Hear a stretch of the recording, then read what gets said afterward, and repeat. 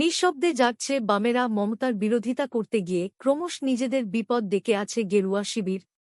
চর্চা জেলায় এই হেডলাইন দেখে অনেকেই ভাবছেন এ হয়তো মূর্খের চর্চা, কিন্তু তা নয়।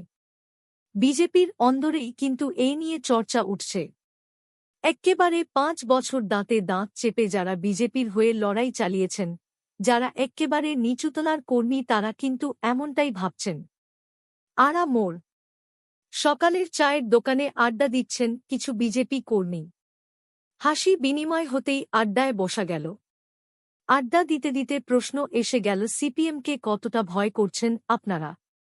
প্রশ্ন ছুঁড়ে দিতেই আদি বিজেপি কর্মীদের কপাল গেল কুঁচকে। উত্তর হিসাবে আমাদের নেতৃত্ব বুঁদ আছে ডিম ছোঁড়ায়, আমাদের নেতৃত্ব খুশি আছে মমতা তৃণমূলের পিণ্ডি দানে, কিন্তু একদল চোর ডাকাতকে ভালো তৃণমূল বানাতে গিয়ে নিজেরাই নিজেদের পায়ে কুড়ুল মারছি। মানুষ এ নিয়ে মুখ টিপে অলক্ষে হাসছে। যাদের জেলে থাকা উচিত ছিল তারা ঘুরপথে পায়ে মাথা ঠেকালেও তারা আজ ভালো তৃণমূল শুধু চোর হয়ে গেল। মমতাপন্থীরা এটা কিন্তু মেনে নিতে পারছে না। আর এই পরিস্থিতিতে সিপিএম নিঃশব্দে নিজের ঘর গুছিয়ে নিয়ে পথে নামছে। ১০০ দিনের কাজ ভালোভাবে শুরু হয়নি, বিদ্যুৎ নিয়ে প্রতিশ্রুতি পূরণ হয়নি, অন্নপূর্ণা নিয়ে একরাশ ক্ষোভ জমা হয়েছে যারা পায়নি তাদের মধ্যে, শিক্ষিতরা চাকরির কোন হদিশ পাচ্ছে না, ঠিকা শ্রমিকদের অবস্থা খুব খারাপ। আর আমরা বিজেপি এখন মমতাপন্থীদের বিরুদ্ধে লড়ে ক্ষমতা শেষ করছি, আর না পাওয়া পরিবারগুলির কাছে ক্রমশ নিঃশব্দে প্রচার করে নিজেদের পায়ের তলায় মাটি ফিরে পাচ্ছে সিপিএম। এই সিপিএম নেতৃত্ব কলকাতার ঋতব্রত নয় বা দুর্গাপুরের ধান্দাবাজ বহিষ্কৃত সিপিএম নেতা নয়। এরা আদর্শের জন্য সবকিছু ত্যাগ করতে পারে, আর এরা গ্রহণযোগ্য হয়ে যাচ্ছে মানুষের কাছে। কার্যত এক্কেবারে নিচুতলার আদি বিজেপি কর্মী, যাদের সামনে ১০ বছর আগেও তৃণমূল হয়ে যাওয়ার সুযোগ ছিল, তারা দল না ছেড়ে বিজেপির রয়ে গিয়েছিল। তারা জানে সিপিএম মাটি কামড়ে অঙ্ক কষেই লড়ছে। পোস্টারিং শুরু হয়েছে, সিপিএমের পথে নামছে সিপিএম, মানুষ কিন্তু এটা দেখছে, বললেন এক আদি বিজেপি নেতা। কখন থাকবে তাদের নাম স্বাভাবিকভাবে। এবং কেউ যদি মনে করে থাকেন যে সবই ফাঁকা আওয়াজ, ভুল করছেন। আমি আবারও বলছি যে ভুল হচ্ছে।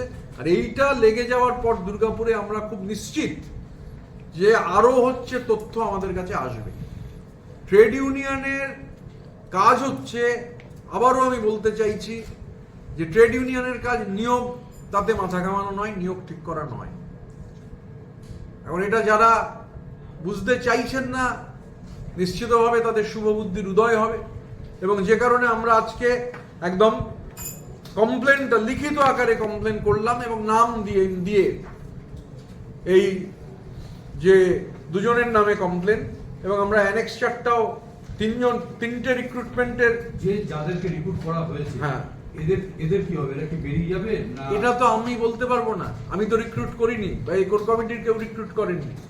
রিক্রুটমেন্টে অস্বচ্ছতা আছে বলে অভিযোগ উঠেছে, তো পুলিশ একমাত্র তদন্ত করে দেখতে পারে। এবং তার থেকেও বড় কথা, যখন কালকে ওখানে শ্রমিকরা যাদের ঘিরে ধরে বলছেন, তারা একজনের নাম বলেছে, তার নামে আজকে আমরা কমপ্লেন করেছি। এবং যে যার থ্রুতে ঘটনাচক্রে এই দুটো নাম, যেহেতু এই যে সাহেব গাঙ্গুলি, মা সিংহ বাহিনী অ্যাসোসিয়েশন, এবং এক মিনিট, প্রোপ্রাইটার, কন্ট্রাক্টর, প্রোপ্রাইটার, মালিক, যা বলবেন, এবং এই বিশেষ করে এই যে সমীর সিং। এবং কালকে তো এটা সবাই শুনেছে যে যারা দুজন ওখানে ঢুকেছেন তারা সকালে বলেছেন সমীর সিং পাঠিয়েছে। কিন্তু যাদের বিরুদ্ধে অভিযোগ করছেন তারা সোশ্যাল মিডিয়ায় দাবি করছেন যে তারা আইএনটিটিউসি, কি বলবেন?